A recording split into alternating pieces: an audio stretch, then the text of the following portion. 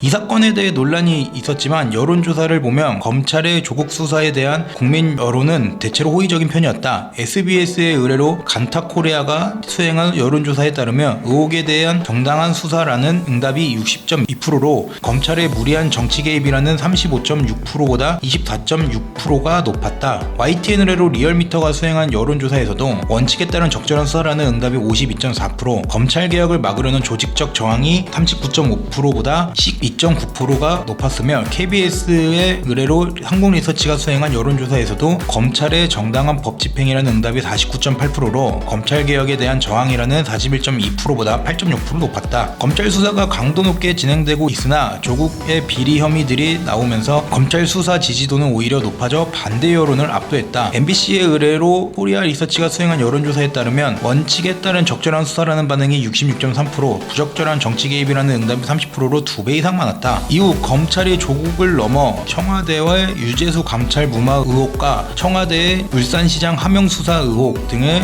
문재인 정권 핵심부의 범죄 혐의를 겨냥한 수사를 개시하자 문재인 정권과 윤석열 사단의 갈등이 시작됐다. 이후 조국 법무부 장관은 사퇴했지만 여당 출신 추미애가 법무부 장관을 이어가며 갈등은 더욱 고조됐다. 문재인 정부 지지층에서는 검찰개혁 앞에서 발버둥 치는 검언유착의 대표적인 비리정치 검찰이라고 윤석열을 강하게 비판하는 반면, 반대 비판층에서는 살아있는 권력도 수사하라던 문재인 대통령의 말 그대로 살아있는 권력인 조국에 대해 수사를 시작하니 바로 180도 돌변해 정부 여당과 청와대가 윤석열 총장을 마치 적폐라는 듯 연일 맹공을 퍼붓고 대통령 말대로 눈치 안 보고 엄격하게 수사했더니 청와대는 이에 수사에 몸담은 검찰 간부 대부분을 자천시키는 보복성 인사를 단행한다 하며 문재인 정부를 강하게 비판했다. 그리고 21대 총선에서 더불어민주당이 압승하자 윤석열에 대한 거취는 더욱 불투명해졌다. 정부로부터 미운털이 박힌 그에 대해 청와대와 더불어민주당에서는 검찰개혁을 매우 강하게 추진하고 있기 때문이었다. 2020년 8월 3일 윤석열 검찰총장이 추미애 법무부 장관의 지휘권 발동으로 검언유착 의혹 수사에서 배제된 뒤 거의 한 달 만에 공식 발언을 했다. 대검찰청 청사에서 열린 신임검사 신고식에서 우리 헌법의 핵심 가치인 자유민주주의는 민주주의라는 허울을 쓰고 있는 독재와 전체주의를 배격하는 진짜 민주주의를 말하는 것이라며 자유민주주의는 법의 지배를 통해서 실현된다 라고 발언했다. 이후 10월 22일 대통령이 임명한 그가 대통령 측근인 살아있는 권력들과 칼을 맞대고 있는 와중에 대검찰청 국정감사에 출두했다. 이례적으로 여당이 그를 공격하고 야당이 감사는 형국을 띠기도 했다. 이후 2020년 11월 10일 이성윤이 이끌고 있는 서울중앙지방검찰청에서 윤 총장 부인 회사인 코바나 컨텐츠 사무실에 대해 압수수색 영장을 청구했다. 하지만 법원은 이를 통째로 기각했다. 그리고 11월 24일 추미애 장관에 의해 언론사 사주와의 부적절한 접촉, 조국 전 장관 사건 등 주요 사건 재판부 불법 사찰, 채널A 사건 한명숙 전 총리 사건 관련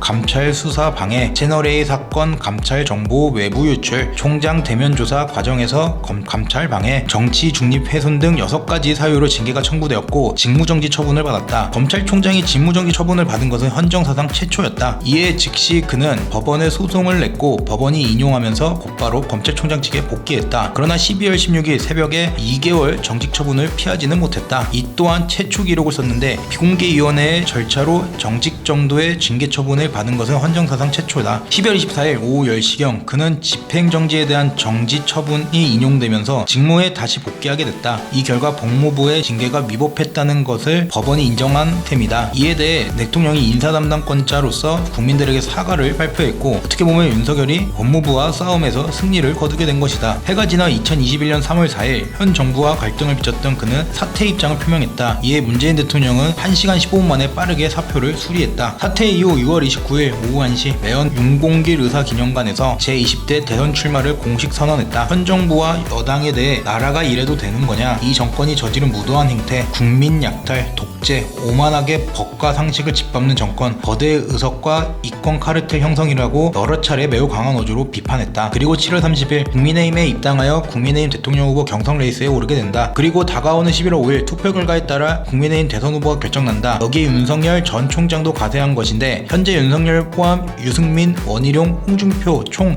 4인이 최종 후보로 남은 상태이다. 과연 그가 국민의힘 최종 대통령 후보로 새로운 도전을 이어갈 수 있을지 기추를 지켜봐야 할 것 같다.